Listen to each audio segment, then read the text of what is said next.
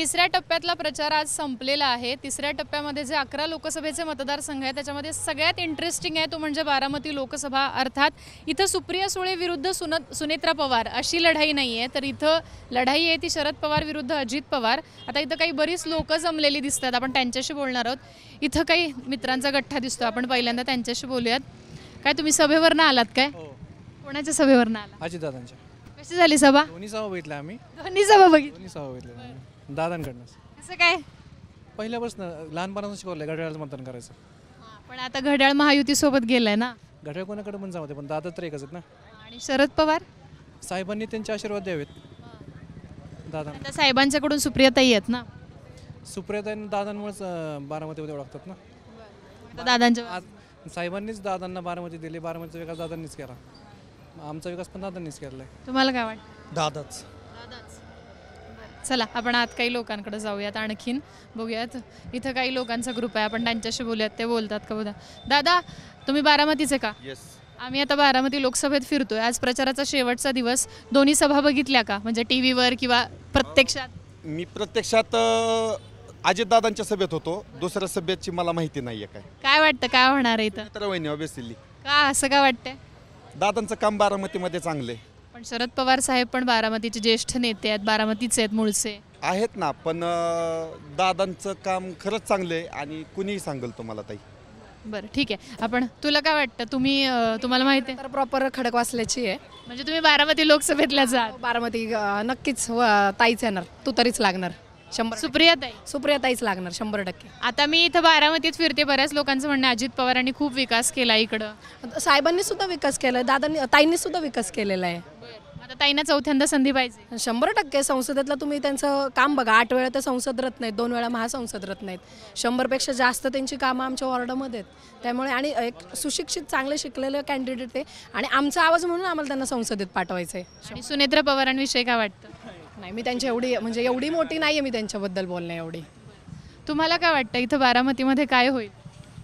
बारामतीमध्ये ताई फिक्स सुप्रियाताई चौथ्यांदा फिक्स खासदार ताई। तुम्ही आता सभा बघितली का इथं झालेली शरद पवार सभेतच होतो। काय काय सभेमध्ये सुप्रियाताई किंवा रोहित पवार यांनी ज्या पद्धतीनं रोहित पवार शेवटी इमोशनल झाले, तर आता अजित पवारांनी त्यांची नक्कल केली अगदी थोड्या वेळानं झालेल्या सभेमध्ये, की कोणतरी रडून दाखवेल, भावनिक झालेले आहेत, त्यांनी त्यांचं अस्त्र वापरलेलं आहे अशा पद्धतीनं। हे भावनिक राजकारण केलंच नाही आहे दादांनी, ते एक आतून आलेली ती त्यांची भावना होती जी साहेबांच्या प्रती, एका आजोबांच्या प्रती होती, की त्यांनी भावनिक राजकारण करून मत नाही मागितलं कोणालाही, त्यांची ती आजोबांच्या प्रती असलेली भावना ती शब्दातून व्यक्त करता नाही आली, त्यांच्या अश्रून वाटे ती बाहेर पडली फक्त। पण का तुम्हाला असं वाटतं की सुप्रिया सुळेंना चौथ्यांदा संधी मिळेल? कारण आता मी बारामतीत फिरते ना, मी आता त्या सभेमध्ये पण त्या परिसरात जाऊन आले, त्या लोकांचं असं म्हणणं आहे की बारामतीकर फक्त विकासाच्या पाठीमागे उभे राहणार, तेही अजित पवारांच्या। असं काही नाही आहे, आज तुम्ही सभेवरनं बघू शकता की ताईंच्या मागे, साहेबांच्या मागे आज किती जनता आहे। सर्वसामान्य जनतेला धनशक्ती नको आहे, जनशक्तीचाच विजय हा परत एकदा इथे आम्ही बारामतीमध्ये दाखवून देऊ। आणि ताईंचं तुम्ही संसदेतलं काम जर पाहिलं, 8 वेळा महासंसद रत्न पद हे आज सत्तेतली लोकांनी, जे संसद मंत्री आहेत त्यांनी आज ताईंना दिलेलं आहे। हे सर्व लोकांना, सर्व बारामतीतल्या जनतेला, तसेच बारामती लोकसभेतले जेवढे काही जिल्हे येतात त्या सर्वांना हे माहिती आहे। आणि आज ताईंचा विजय तुम्ही 4 जूनला नक्कीच 3 लाखांच्या लीडने ताई निवडून येते। तुम्हाला काय वाटतं बारामतीमध्ये काय होणार आहे? ताई येणार आहे फिक्स। का तुम्हाला असं वाटतं की सुप्रियाताई येतील म्हणून? ताईंचं काम आहे त्यामुळे ताई 100% येणार आहे। लोक असं म्हणतात की सुप्रियाताई कधी बारामतीमध्ये तितकं लक्ष देतच नव्हत्या, अजित पवारच सगळी कामं करायचं ताई 5 वर्ष बारामतीत फिरतातच, ताई कंटिन्यू बारामतीत फिरत असतात, इलेक्शन असलं तर नसतं तरी। आणि काय वाटतं शरद पवारांविषयी सहानुभूतीचं वातावरण आहे? नाही तसं काही नाही सांगता येणार, पण साहेबांच्या पाठीमागे जनता आहे सगळं। बरं, अजून काही लोकांशी बोलूया, थोडं पुढे या। तुम्ही गेला होता का सभेला? हो, गेलो होतो मला। तुमचा कोणत्या पक्षाचा पाठिंबा आहे किंवा काय? आमच्या वंचितचा पाठिंबा आहे। वंचित बऱ्याच ठिकाणी ॲक्च्युली वेगवेगळ्या पद्धतीनं पाठिंबा दिलेला, कुठं काँग्रेसच्या उमेदवाराला, इथं सुप्रियाताईंना। काय वाटतं तुम्हाला, का तुम्ही आत्ता इथं सुप्रिया सुळेंसोबत आहात? आमचं बाळासाहेबांनी पाठिंबा इकडे दिल्यामुळं आम्ही कट्टर वंचित आहे, म्हणून आम्ही बाळासाहेबचा पाठिंबा इकडे देण्यासाठी। मला असं वाटतं का सुप्रिया सुळे निवडून येते? हां, 100% येणार। बरं, अजून आपण काही लोकांकडे जाऊया। दादांनो इकडं काय वाटतं तुम्हाला, आता बारामतीमध्ये काय होणार आहे? बारामतीमध्ये सुप्रिया सुळे। का सुप्रिया सुळे निवडून येते? कारण की आमदारकी दादा आणि खासदारकी पट्टा आहे, ठरलेलं आहे. ठरलेलं आहे, बारामतीकरांचं ठरलेलं आहे. हां, पण आता विकास कामांच्या मुद्द्यावर अजित पवारांना बारामतीकर मतदान करतील का? सुनेत्रा पवारांना म्हणजे अजित पवारांच्या माध्यमातून. नाही, विकासाचा मुद्दा वेगळा आहे. हा देशांतर्गत मुद्दा आहे. देशाचे प्रश्न विधानसभेत किंवा लोकसभेत मांडण्यासाठी जो खासदार हवा आहे हे योग्य म्हणजे सुप्रिया सुळे योग्य. मला आता हे अजित पवारांचं बंड जे झालं ते महायुतीसोबत गेले त्या सगळ्या गोष्टी पटल्या का? म्हणजे काय वाटलं की ज्या पद्धतीनं हे सगळं आता निवडणूक 8-9 महिन्यापूर्वी वेगळी परिस्थिती होती, कोणाला माहीत पण नव्हतं की असं काहीतरी होईल, पुन्हा सुप्रिया सुळेच उमेदवार असतील हे जवळपास फिक्स होतं. तर या सगळ्या घडलेल्या घडामोडींबद्दल काय वाटतं? निश्चित वाईट वाटतं, कारण की घराघरामध्ये हे युद्ध लावल्यागत वाटतं आणि ही सगळी खेळी BJPने केलेली आहे. इतर दुसरा उमेदवार दिसत नाही, फक्त घरगुतीमध्ये भांडणं लावलेले आहेत. कुठेही बघा पवार विरोध पवार, त्यांच्याच पक्षांतर्गत त्यांचेच उमेदवार दिलेले आहेत आणि त्यांच्यातच लढत ठेवलेली. त्याच्यामुळे हे कुठेतरी चुकीचं आहे असं आम्हाला वाटतं की तिथं दादा फसलेत, BJPमध्ये जाऊन दादा फसलेले आहेत हे आम्हाला वाटतं आणि हे चुकीचं घडलेलं आहे. बरं, इकडं काही लोक ॲक्च्युली खातात, आपण बघूया त्यांच्याशी बोलूयात. आम्ही आता बारामती लोकसभेत फिरतोय. आज प्रचाराचा शेवटचा दिवस होता. अख्ख्या महाराष्ट्रात इथल्या प्रचारसभांची चर्चा आहे, कारण 11 मतदारसंघ असले तरी हा सगळ्यात हाय व्होल्टेज आहे. काय वाटतं तुम्हाला, बारामतीकर यावेळी काय करतील? नमस्कार. ॲक्च्युली मी विदर्भामधून आलो आहे, यवतमाळचा आहे मी. आमची एक संघटना आहे राष्ट्रवादी कृषी पदवीधर संघटना, ग्रॅज्युएशनची पूर्ण MSc ॲग्रिकल्चर BSc ॲग्रिकल्चर, त्या संघटनेचा मी प्रमुख या नात्यानं इथे आलेलो आहे. आणि माझ्यासोबत हे ज्येष्ठ राष्ट्रवादीचे शरद पवार गटाचे प्रवक्ता वेदप्रकाश उपाध्याय साहेब आहे आणि त्यांच्यासोबत काही सहकारी आहे. विदर्भामध्ये तर सगळ्या सीटा निघत आहे विकास आघाडीच्या, म्हणजे प्रश्नच नाही. गडकरी साहेबांची सुद्धा सीट फार कॉम्पिटिशनमध्ये आहे विदर्भातला म्हणून सांगतोय. पण इथली सीट जी आहे, मी इथे समन्वयक म्हणून आलेलो आहे. मला इथे समन्वयक रोहितदादांच्या टीमने आणि साहेबांनी समन्वयक म्हणून इथं बोलवलेलं आहे. पण इथे अशी परिस्थिती आहे संपूर्ण तालुक्यामध्ये आणि बारामती लोकसभेमध्ये की ताई 2.5-3 लाखाच्या वरती लिडिंगनं निवडून येईल. पण आता इथं लोक अजित पवारांविषयी पण बोलतात. ही लढाई मुख्यतः सुप्रिया सुळे विरुद्ध सुनेत्रा पवारपेक्षा शरद पवार विरुद्ध अजित पवार अशी जास्त झालेली बघायला मिळते. काहीच नाही आहे. आता ते घरामध्ये ते काय घरगुती वाद आहे त्याच्यावर तर आम्ही काही बोलणार नाही. पण एक पक्षाचा कार्यकर्ता म्हणून किंवा साहेबांचा एक छोटासा कार्यकर्ता म्हणून विदर्भातून आलो आहे. गेले 10-12 दिवस झाले मी ते काम करतो आहे. माझ्याकडे सासवड शहर आणि पुरंदर तालुक्याची जबाबदारी आहे समन्वयक म्हणून. एकंदरीत सगळ्या लोकांना भेटत आहोत. परिस्थिती फार साहेबांच्या बाजूनी आणि उद्धव ठाकरे साहेबांच्या बाजूनी फार मोठी सहानुभूतीची लाट आहे. बरं, ठीक आहे. चला, आपण या बाजूला पण काही लोक बसलेली आहेत, आपण त्यांच्याशी पण बोलूयात.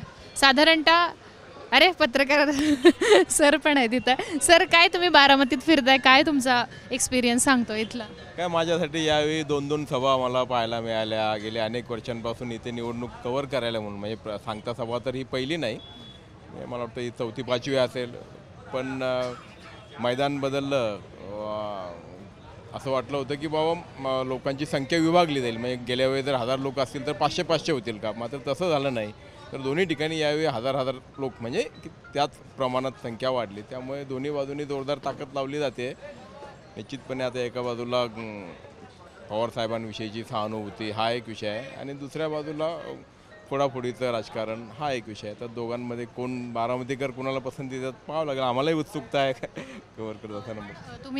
तुम्ही पण बऱ्याच लोकांशी बोलला असाल. साधारणतः या इथल्या लोकांचा कल तुम्हाला काय बघायला मिळतो? कारण मी सुद्धा काही वेळापासून फिरते इथं. तर साधारणतः लोक जेव्हा अजित पवारांविषयी बोलतात तेव्हा विकास कामांबद्दल बोलतात. पण दुसरीकडे पवारांची सहानुभूती जसं आपण म्हणालो तो फॅक्टर आहेच. पण साधारणतः तुमचा अनुभव काय सांगतो की कुठल्या गोष्टी इथं वर्क होऊ शकतात? 2 स्तर यामध्ये लक्षात येतात. एक म्हणजे जसं की एक कार्यकर्त्यांचा जो आहे तर ती निश्चितपणे कार्यकर्ते यंत्रणा ही सगळी जी आहे तर ती अजित पवारांच्या सोबत आहे आणि ते चांगली ताकद लावून काम करत आहेत. आणि दुसऱ्या बाजूला मात्र सर्वसामान्य माणूस जो आहे, म्हणजे अगदी आता कुठला एखादा हॉटेलवाला जरी असला तर तो हॉटेल संघटनेचा पाठिंबा हा अजित पवारांना निश्चितपणे असेल. पण हॉटेलमध्ये काम करणाऱ्या माणसांचा किंवा त्याच्या घरातल्या लोकांचा पाठिंबा हा त्यांच्या कुटुंबाला असेल. तर सरळ ज्याला म्हणतो आपण खऱ्या अर्थाने काटेकी टक्कर जी आहे ना ती, म्हणजे हे माझ्यासोबत काटे आहेत बघा, हे काटेवाडीचे आहेत. म्हणजे मी काटेची टक्कर म्हणत असताना गळ्यावाले दिसत आहेत तुम्हाला. पण यांचं वैशिष्ट्य असं आहे की यांच्या डाव्या हाताला अजितदादा हे बांधकर आहेत, म्हणजे यांच्या शेताच्या डाव्या हाताला अजितदादा आहेत आणि उजव्या हाताला साहेब आहेत आणि मध्ये हे आहेत. हां, त्यामुळे ते आहेत. नंतर हे दत्ता काका सावंत हे पण एक पत्रकार आहेत, प्रिंट मीडिया, पण हे छान हे करू शकत. सर काय परिस्थिती आहे आता? ते तसं म्हणाले की इकडं अजितदादा आणि तिकडं शरद पवार. माझे बांधकरे आहेत, त्याचा बांध म्हणजे दादांचे भाऊ आहेत ना, बाप्पू श्रीनिवास बाप्पू, ते माझे बांधकरीत. म्हणजे जुनी वडिलांची शेती तिथं साहेब बांधकरीत, 2 ठिकाणी. ते दोघं जण तर आता एकत्रच. हो. आता काय वाटतंय तुम्हाला? तुम्ही आता त्या गावचे आहात, इतकी मोठी फाटाफूट झालेली आहे. मला वाटतं सगळ्यात अडचणीत सध्या बारामतीकर आहेत, की मी आता काही लोकांशी पण बोलतो, त्यांचं जुने हे पण आमचे ते पण आमचे, आम्ही आता काय करायचं आम्हाला कळत नाही. तशीच परिस्थिती. तुमचा काय अनुभव सांगतोय, काय घडतंय इकडे? आता कसं आहे, थोडं भावनिक बिन साहेबांमुळं आणि दादांनी काम केलेलं आहे, असं दोन्ही परिस्थिती आहे इथं तशी. म्हणजे पण आता जर ही फाटाफूट झाली नसती तर ह्या जागेसाठी भाजपने म्हणजे इतका जोर जो आहे तो आता भाजपने सुद्धा लावलेलं बघा, भाजपचं हे स्वप्न फाटाफुटीमुळे आता पूर्ण होईल असं वाटतंय का? आता इतकं मला ती सांगता ना, पण स्थानिक जे आहे ना आमचे इथं आता, ते दोन्ही बी तसे म्हणजे पहिल्यापासून आमचे संबंध आहेत आणि पवारांची, दोन्ही पवारांचीच उमेदवार आहेत, त्याच्यामुळं काय असं जास्तही होत नाही, मग सांगता येणार नाही काय म्हणजे. सर तुम्ही काय सांगाल? सर तुम्ही थोडंसं जवळ या. तुम्हाला काय वाटते, काय इथं एकंदर वातावरण आहे बारामती? एकंदर आजचे जरी सहानुभूतीचा विषय असला तरी आज लोकांनी जे आमच्या बारामतीमध्ये जे पाहिलेलं आहे ते दादांचं काम, आणि लोकांना नवीन आता तरुणांना बी असं आहे की पुढं काय जी अपेक्षा आहेत, भविष्यात भूतकाळात होऊन गेलं ते झालं आहे, पण आता जी भविष्यात पाहिजे जी समस्या आहेत लोकांच्या ते दादांच्याकडून सुटतील ही गॅरंटी लोकांना आहे. आणि त्यामुळं बऱ्यापैकी ह्या ठिकाणी नाही म्हटलं तरी राष्ट्रवादीचा जी झालेला दुभाजन आहे त्यामध्ये मिळणारं मतदान आहे, ती समजा जरी इकडे तिकडे 50-50% जरी झालं तरी भाजपाचं जे युतीचं त्यांचं जे आहे जे मतदान पूर्वीचं ते लीडचं होणारच आहे बारामतीमध्ये, असा एक विषय होईल. आता तुम्ही म्हणाला भाजपचं मतदान, पण गेल्या खेपेला हेच भाजपचे मतदार घड्याळाच्या विरोधात होते. जवळपास म्हणजे खडकवासल्यातलं मतदान असेल किंवा दौंडमधलं मतदान असेल, जे सगळ्यात इम्पॉर्टंट फॅक्टर ठरणार आहे बारामती लोकसभेत, भाजपचे मतदार इतके इझिली कन्व्हिन्स होतील का की ज्या विरोधात केला तर त्यांनाच मतदान करायचं? ते आता कन्व्हिन्स होतील का म्हणजे त्यांच्यावरचा जी मोदीवरचा जी विश्वास आहे भाजपाचा, आज जे सगळे नेते तुम्ही इंदापूर असेल किंवा समजा सासवडचे तुमच्या अनेक इतर ठिकाणचे भाजपाचे किंवा शिवसेनेचे जर ते बघितले पदाधिकारी किंवा अनेक नेते मंडळी, तर ते इझिली असे एकत्र आलेत की जुने एवढे त्यांचे टोकाचे संबंध म्हणजे बिघडलेले असतानासुद्धा ते एकत्र आले. ह्याच्यावरून असा विषय की त्यांच्यामध्ये तडजोड हा विषय आहे. तर हे काय असं इझी होऊ शकतं आणि ती लीड असं मिळू शकतं वहिनींना बऱ्यापैकी, हे आमचा अंदाज आहे. थँक्यू सर, थँक्यू सगळ्यांना तुम्हाला. अजून आपण काही लोकांशी बोलूया. ह्या साईडला काही लोक बसलेली आहेत तिकडे या टेबलवर, आपण त्यांच्याशी बोलूयात. सर्वसामान्य लोक दिसत आहेत, आपण बाबांशी बोलूयात. बाबा तुम्ही बारामतीचे का? बारामती. काय होते बारामतीत आता? निवडणूक आहे, सुप्रियाच आहे. कसं काय, का सुप्रियात आहे? काम होत्या सुप्रियाच आहे कोण. आणि अजितदादा? अजितदादा तिकडंच गेला पक्ष सोडून. आवडलं नाही? नाही आवडला अजितदादा, नाही आवडला. साहेबांना सोडलं आणि गेला निघून, गेला भाजपच्या मागं. तुम्हाला काय वाटतंय, काय होणार बारामती? सुप्रियात आहे जाणार. तुमचं पण हेच कारण? हो, हेच कारण शेतीविषयीचं धोरण साहेबांचं चांगलं आहे. नरेंद्र मोदीचं आणि शहाचं शेतीविषयी धोरण चांगलं नाही ना. शेतकऱ्यांना आज जी महागाईला सामोरं जावं लागते त्या पद्धतीने योग्य भाव मिळत नाही ना शेतीमालाला. मोदींनी सर्व प्रकारचे टॅक्सेस हे आम्ही आता नाश्ता करतोय त्याबरोबर GST लागला जातोय, पण आमची शेतीमालाला जी सामग्री लागते खरेदी करतोय आम्ही त्याला पण 18% GST लागला जातो आणि आमच्या मालाला मात्र भाव नाही. हा असं का दुटप्पीपणा भूमिका? यामुळे आमचं मत आम्ही शरद पवार साहेबांना. आणि आता इथं अजित पवारांनी विकास कामं केली किंवा दादा कामं करतात म्हणून बारामतीकर दादांच्या पाठीमागं उभं राहणार असं काही लोक म्हणतात इथं. अहो शेवटी मुलाला कामधंदा करायला कोण शिकवतं? वडीलच शिकवतात ना. मग वडिलांनी जो मार्ग दाखवला, जर समजा आम्हाला वडिलांनी अडाणी ठेवलं असतं तर आम्ही कामं केली असते का? आम्ही शिकलो असतो का? किंवा आम्ही कुठले व्यवसाय केले असते का? तसं पवारसाहेबांनी त्यांना सगळं शिकवलं. मग शिकवल्यानंतर वडील किती वर्षात आपलं काम करत असं मुलाला सांगतात की आपण आता तू चांगलं चालवलं, आता मी थोडं मागं थांबतो, तू पुढंच काम कर. असं सर्व कामं त्यांना करायला सांगितल्यानंतर काम कोण करतं आहे तीच करतात ना, पण पाठिंबा कोणाचा आहे? शेवटी पवार साहेबांचाच आहे ना पाठिंबा. म्हणून आम्हाला काय, आम्ही शेतकऱ्याची मुलं आहे, आम्ही काही नोकरी व्यवसाय करत नाही, पण शेतकऱ्याला जो लागते, शेतकऱ्याचा जो आज समजा उदाहरणार्थ आम्ही खत बियाणं घेतो वर्षाची, समजा 1 लाखाची आम्ही उलाढाल करणार ना, बियाणं खतं औषधं यामध्ये घेत असेल तर आमचा 18% GST म्हणजे आम्हाला 18,000 रुपयाचा तोटा होतो. आणि शेवटी आज आमचा कांदा पिकवला तर कांदा रास्त भावाने 10 रुपये दराने जर आम्हाला द्यायचं म्हणलं तर आम्ही जी शेतीमध्ये गुंतवणूक 1 एकरामध्ये केलेली असते त्यामध्ये जर आम्हाला तोटाच होत असेल तर मग हे पंतप्रधान पदावर बसून काय फायदा आमचा? त्यांना शेती करायची माहितीच नाही. नरेंद्र मोदी हे एक चहा विकणारे होते, त्यांच्या इतका मी मोठा नाही त्यांना बोलण्यात, परंतु ज्यावेळेस ते म्हणले आम्ही चहा विकणार आहे, आजचे दिन आएंगे, 15 लाख रुपये शेतकऱ्यांच्या खात्यावर टाकू, कर्जमाफी करू. कर्जमाफी ज्यावेळेस करण्यासाठी घेतली त्यांनी, म्हणजे पवारसाहेब ज्यावेळेस कृषी मंत्री होते त्यावेळेस कर्जमाफीला कुठलीही अट नव्हती, सरसकट कर्जमाफी, पूर्ण 2-1.5 लाखापत्र कर्जमाफी झाली. आणि त्या कर्जमाफीमध्ये काही शेतकरी बसले. तर आता ज्यावेळेस ह्या भाजपाचं सरकार आलं आणि ह्या भाजपाच्या सरकारामध्ये कर्जमाफीला इतके अटी आणि नियम लावले. आणि आज तुम्ही सांगा, ज्यावेळेस सर्वसामान्य शेतकऱ्याला आता ते सांगतात 1 रुपयात विमा, 1 रुपयात विमा आम्हाला मान्य आहे, ते 1 रुपयात तुम्ही विमा देता ते पण मान्य आहे. तुम्ही शोषण किती जनतेचं करता आहात की ज्यावेळेस तुम्ही 1 रुपयात विमा देता त्यावेळेस नंतर त्याची कागदपत्र गोळा करायला लावता. आणि आम्ही आता माझ्याकडे मोबाईल नाही, ज्यावेळेस तुम्ही ते पिकाची आमच्या नासधूस झाल्यानंतर कंपनीला आम्ही फोन केल्यानंतर कंपनी सांगते तुमची ती प्रूफच नाहीत तुमच्याकडे. मग हे काय करतात, 1 रुपयात विमा देऊन आम्हाला फसवतात सर्वसामान्य शेतकऱ्याला. आता दुष्काळ आहे, या दुष्काळामध्ये ह्यांनी कुठल्या प्रकारचे धोरणं राबवली का ह्यांनी? आज समजा कॅनेलला पाणी आलं तरी पाणी शेतकऱ्याला, सर्वसामान्य शेतकऱ्यांपर्यंत पोचू देत नाहीत. सर्वसामान्य जनतेला पूर्णपणे वेटीस धरले जातं काय. आणि दुसरी गोष्ट, हे शेठजी इथं वरची जी बसलेत, हे शेठजी बसलेत, तेव्हा शेतकरी नाही. आणि पवारसाहेबांना शेतीची जाण आहे आणि शेतीचा अभिमान आहे, म्हणून पवारसाहेब योग्य आहेत. आणि पवारसाहेबांची कन्या ही सुप्रियाता आहेत, म्हणून आम्ही सुप्रियाताईंनाच मतदान करणार आहोत. धन्यवाद तुमचे. इथं आता काही लोक आहेत, आपण त्यांच्याशी पण बोलूयात. काय वाटतं काका तुम्हाला, आता काय होईल बारामती लोकसभेमध्ये? बारामतीमध्ये सुनेत्राबाईंनी कमीत कमी 2 लाख मतांनी येणार निवडून. आता इथं लोक म्हणत होते सुप्रियाताई 3 लाखाचं लीडने येणार. नाही, कसं काय त्यांनी निकष काय लावला?